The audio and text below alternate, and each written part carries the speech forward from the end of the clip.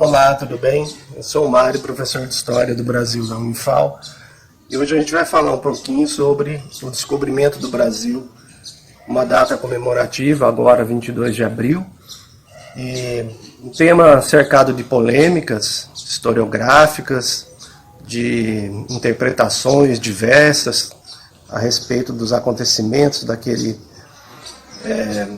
22 de abril de 1500, quando chega aqui ao Brasil, ao que seria o Brasil, né, posteriormente, a frota comandada por Pedro Álvares Cabral. Os historiadores, não há consenso a respeito do fato, e uma das principais polêmicas é se houve intencionalidade, se não houve intencionalidade na chegada dos portugueses aqui, se eles já sabiam da existência de terras por aqui, ou se chegaram por acaso, né? Essa é uma das principais polêmicas que o tema traz para a gente.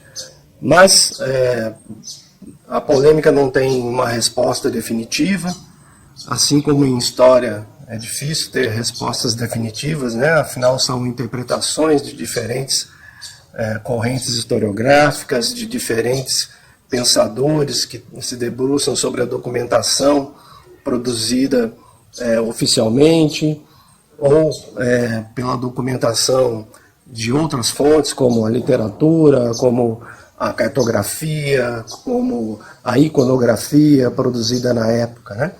Então, as imagens também nos mostram muitas coisas. Uma das principais fontes para compreender um pouquinho o período que remete ao descobrimento das terras aqui na América são os viajantes, são os relatos de viajantes, ou seja, europeus que estiveram aqui nas terras da América e descreveram, ou pintaram, ou desenharam a fauna, a flora, os tipos humanos, né, os indígenas, africanos também, que já por meio do tráfico de escravos haviam chegado aqui logo no século XVI. Então são muitas variáveis, muitas vertentes para a gente interpretar.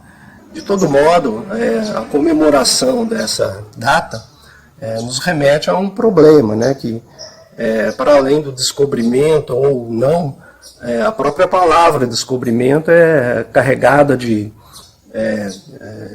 problemas que os historiadores interpretam de uma maneira diferente também, né?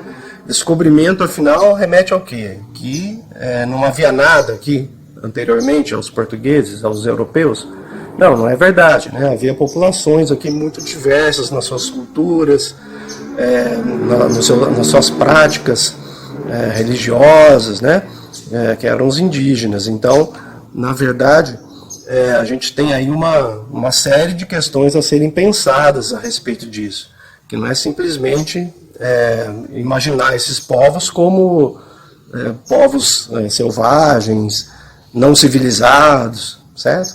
Então a ideia é que o descobrimento remete a uma visão europeia, né, uma visão europeizada ou eurocêntrica, como se costuma dizer, do fato.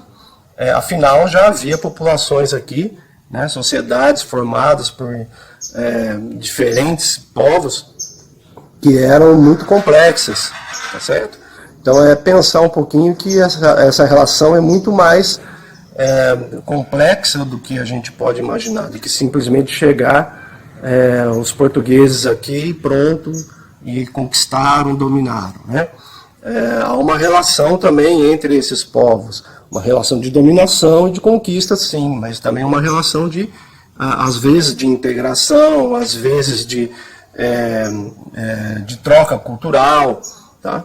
Então, pensar o descobrimento é pensar todas essas possibilidades, né? E, para além da palavra descobrimento, fazer uma crítica, né, a essa própria ideia de um descobrimento. Afinal, já havia gente aqui antes, já havia uma complexidade humana aqui nas terras que seriam o Brasil. Tá? Então, um pouquinho aí só para a gente pensar e refletir um pouco sobre essa data, que não é uma data simplesmente marcada pela presença europeia, mas pelo contrário, por essa relação entre culturas muito diversas, né? Que nos forma até hoje, nos dá até hoje algumas das características da nossa população, da nossa sociedade e da nossa cultura. É isso aí, obrigado, vamos estudar história.